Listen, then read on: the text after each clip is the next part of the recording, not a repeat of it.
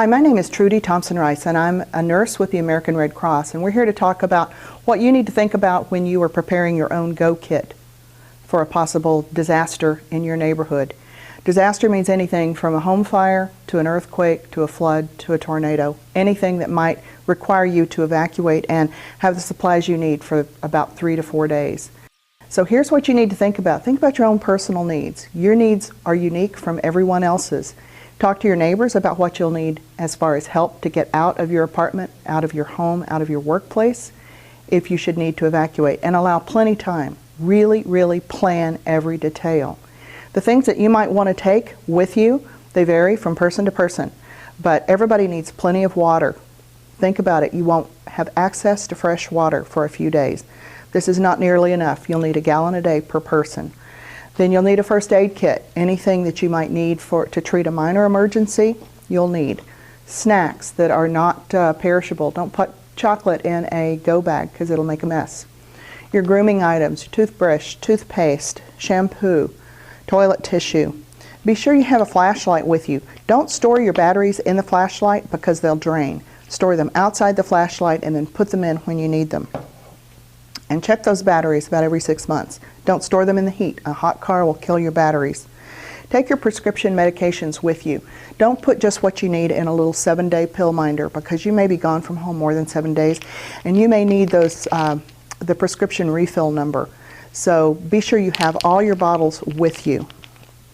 If you have a service animal, take what that service animal needs to stay safe and healthy and to help you.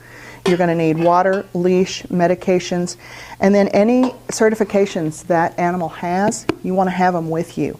You want to have your medical records with you. Anything that you need, don't depend on it being stored on your phone. Having it electronically is a great idea, but you also need to have it printed out and in a hard copy because your phone may fail.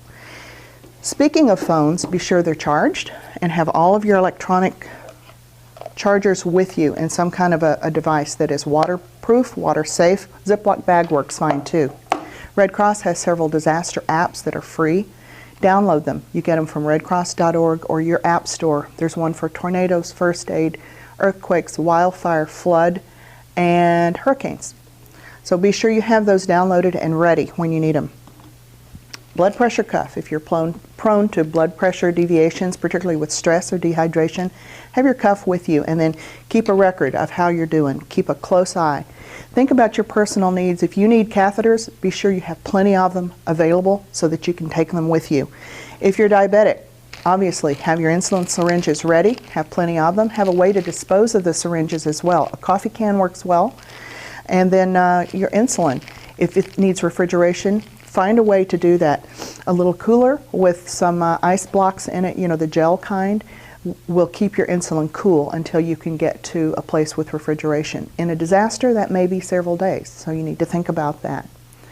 So last but not least, you need to really think through your disaster plan, talk to your family, your coworkers, your neighbors about it, and contact local authorities because many of them will keep a list with a map where people with disabled, people with wheelchairs with special needs have been identified on a map, and authorities will know that you will need some extra help getting out of an emergency situation. Oxygen tank right here. Be sure you've got plenty O2 to go because getting a refill is tough.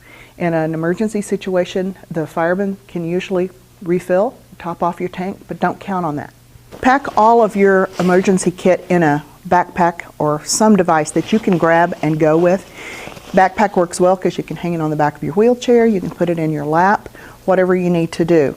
Don't have something that is more of a problem than it's worth because you'll have to leave it behind if things get really tough. As far as your vehicle, if you drive a vehicle, don't run around on an empty tank. Have your tank topped off at all times. Have cash with you because in a real emergency, ATMs go down. That happened in Hurricane Sandy, and gas stations did not have gas because the pumps were electric.